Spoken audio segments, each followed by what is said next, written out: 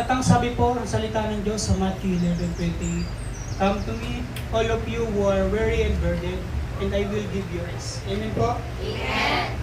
I know na ang bawat isa sa atin is may planong maganda ang Panginoon. Amen po? Amen. And ayun lamang po, and God bless po sa ating lahat.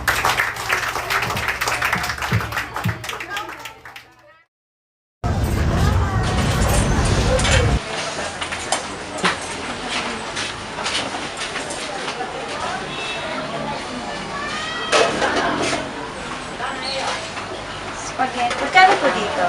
25. Dalawang order nga nito.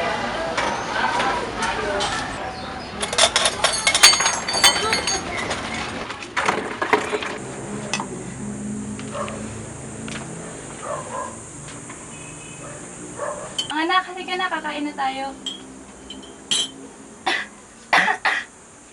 Nandiyan na po.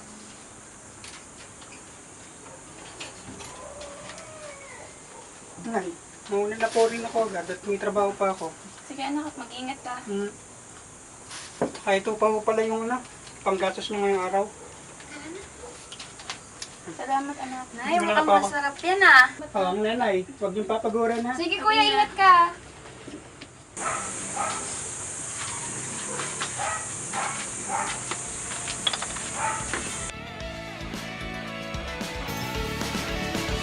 Darating ang panahong ang langit ay kulimlim.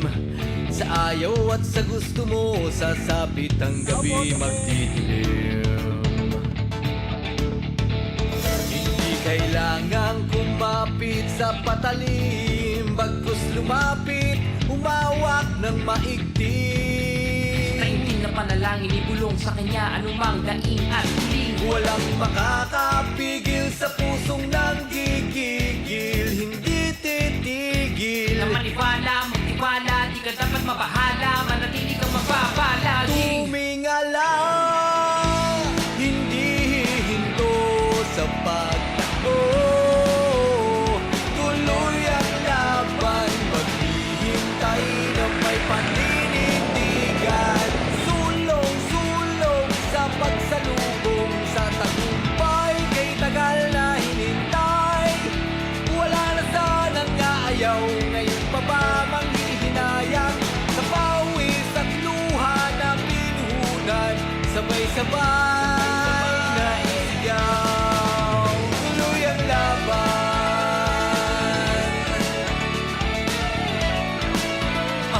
Here.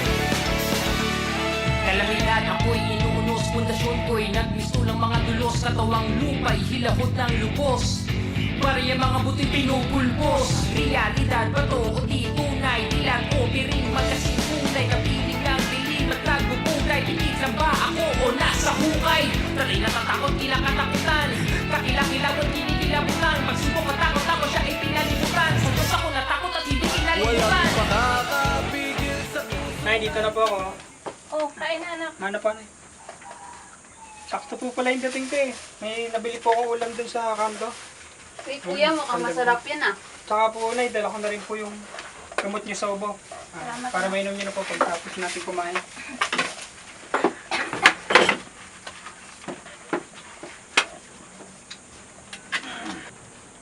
Ito pa ulam mo. Kain kayo. Kain na kain ha.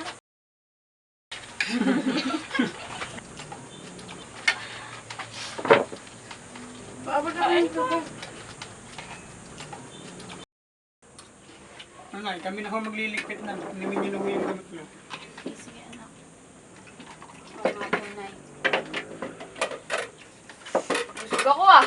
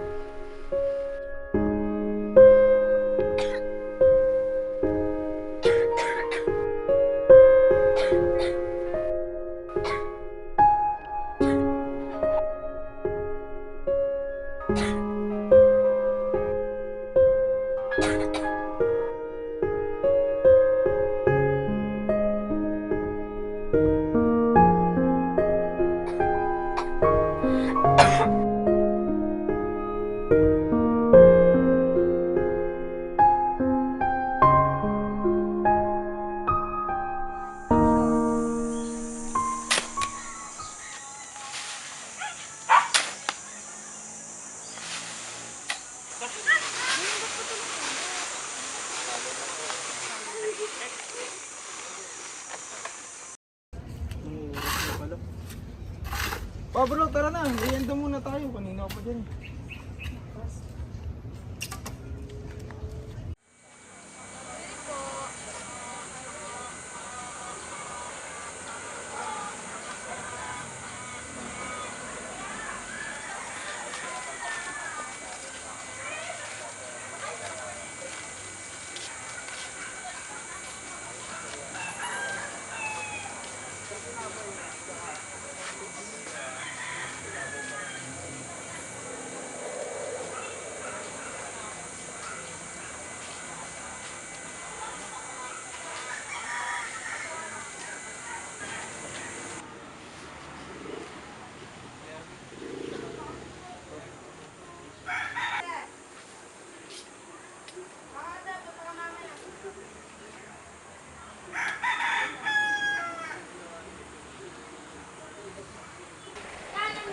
Nandun na? Sama ka? Nasa ka lang ta.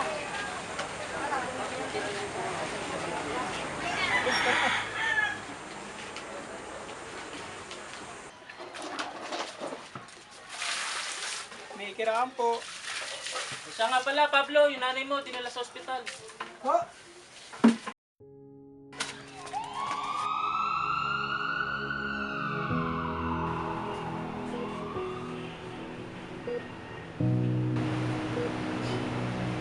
Kuya, si nanay.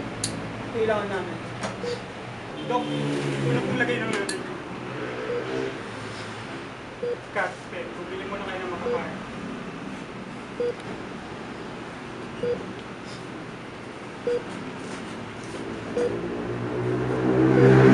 Hindi po ano pong lagay ng nanay.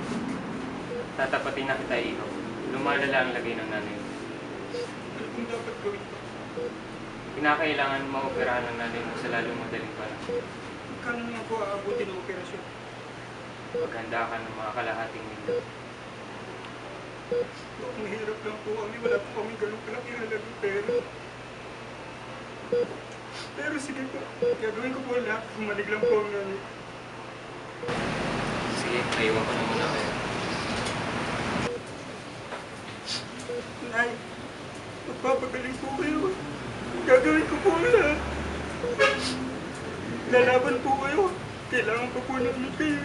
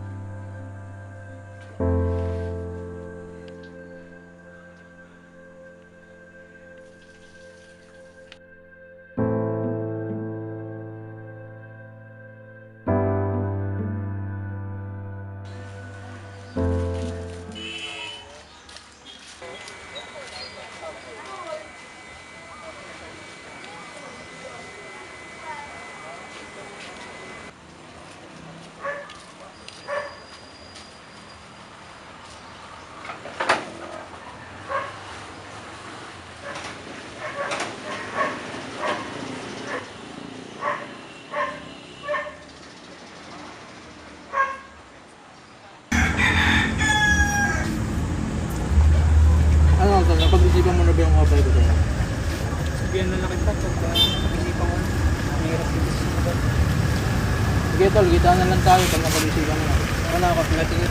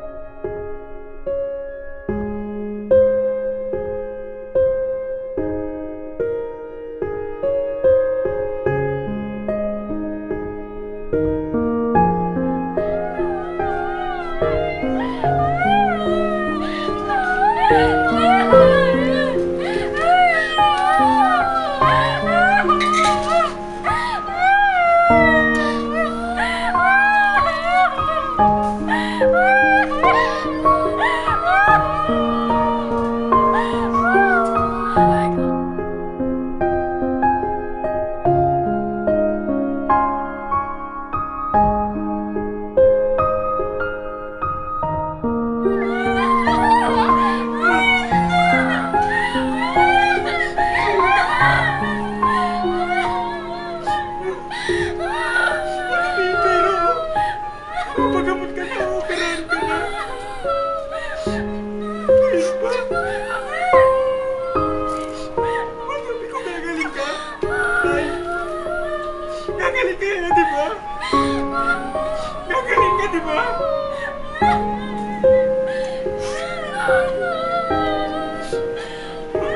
Ba't naman ngayon pa ba? Hindi ba ngayon pa naman mo? Ito na. Hindi mo ba nanay?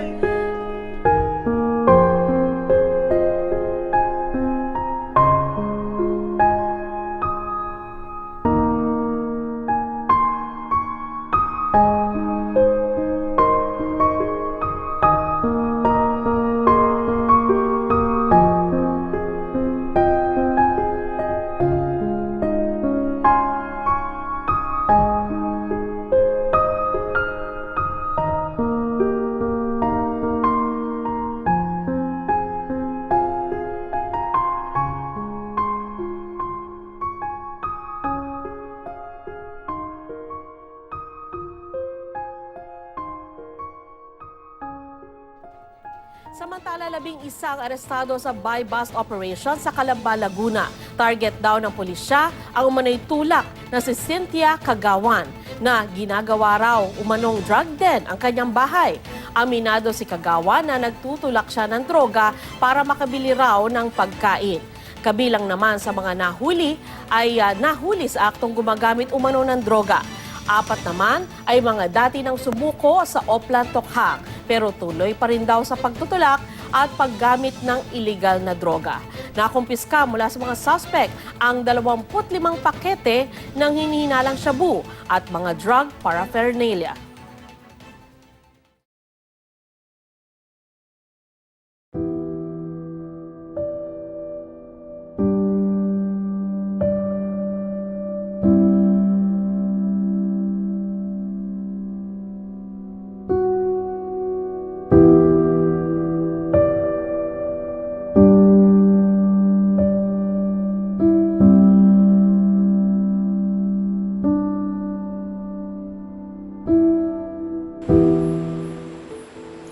Nay,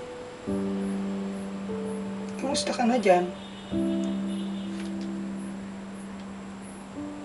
Ang dahil mo naman, iniwan mo agad kami. Miss na miss ko na yung luto mo. Yung luto mo sa amin, 3. Panigurado yung 2. Miss na miss ka na rin nila. Ako, Nay. Eto, hindi ko na alam kung paano pa ako magsisimula ngayon. Yung wala ka na sa amin. Dahil mo naman kasi, Lord, eh. Kinuha ka agad niya. Ikaw din, Lord, eh. Ang daya-daya mo.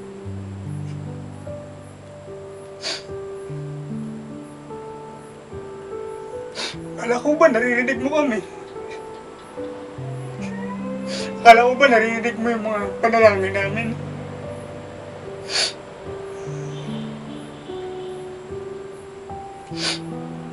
Akala ko ba, Lord? Diyos ka na nagpapagaling eh.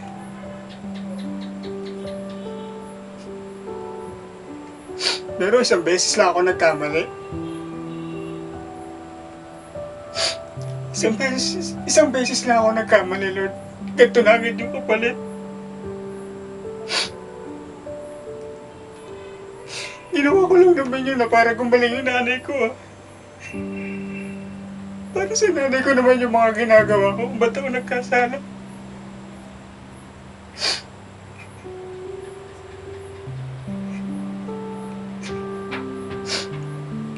Wala si kang Panginoon. Wala ka pala eh.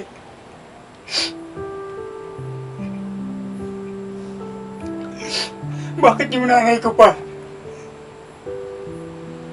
Dapat ako na lang yung kinuha nyo. Total, ako naman yung nagkasala sa inyo.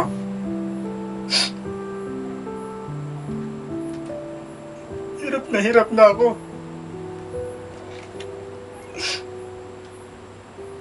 Ayoko na. Suko na ko. Pagod na ako.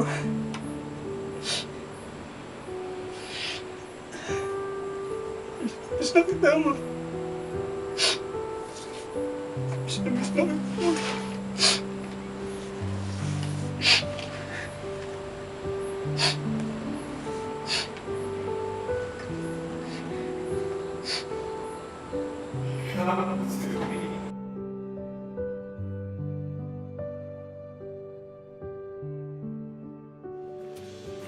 Heavens declare your glory. Your grace is now our story. Oh, oh, oh. Everywhere I go, I see you. You're beautiful.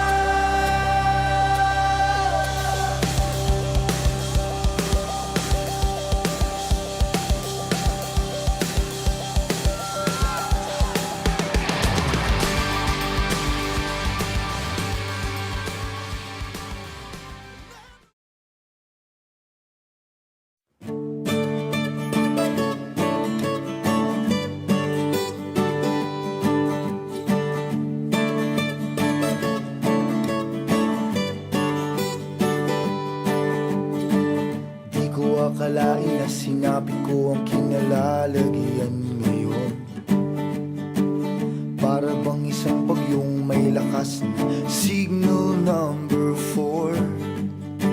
Yung tipong di mo ginusto pero tsak naramdam mo ang tibok ng iyong puso.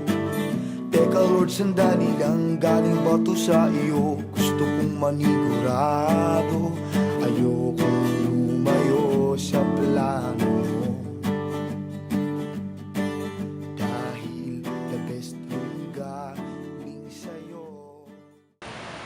At ang sabi po sa salita ng Diyos sa Matthew 11:28, "Come to me, all of you who are weary and burdened, and I will give you rest." Amen po? Amen. And marahil, iba sa atin is dumarating tayo sa point na pinanghihinaan tayo or minsan may mga sumusuko ka. Tulad na lang ng naranasan ko sa aking buhay. Pero, nandiyan ang Panginoon, hindi niya ako pinabayaan.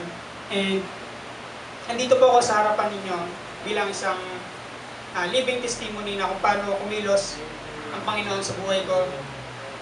Dahil sa mga pinagdaanan ko sa aking buhay is talagang grabe yung pagsubok na halos mawala na ako sa landas ng aking buhay. Pero nandiyan ang mga pangako at tapat ang Panginoon sa bawat isa sa atin. And I know na may magandang plano ang Panginoon sa bawat isa sa atin. Amen po? Amen. And yun lamang po, and God bless po sa ating lahat.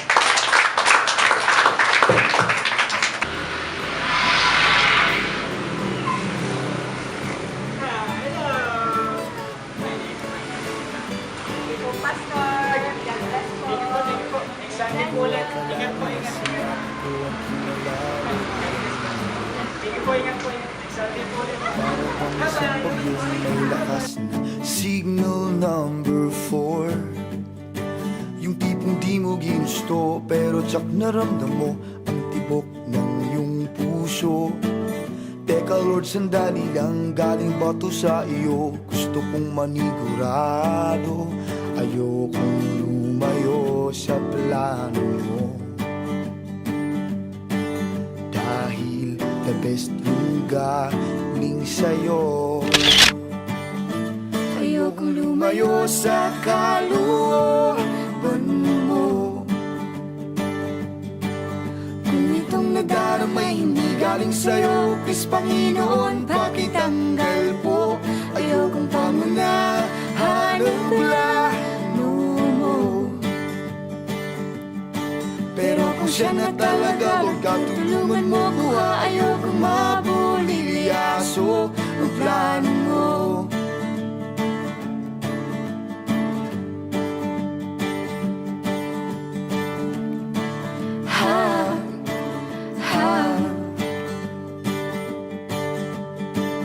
Di ko inasahan ang sadyang pinilit kinalalagyan ngayon.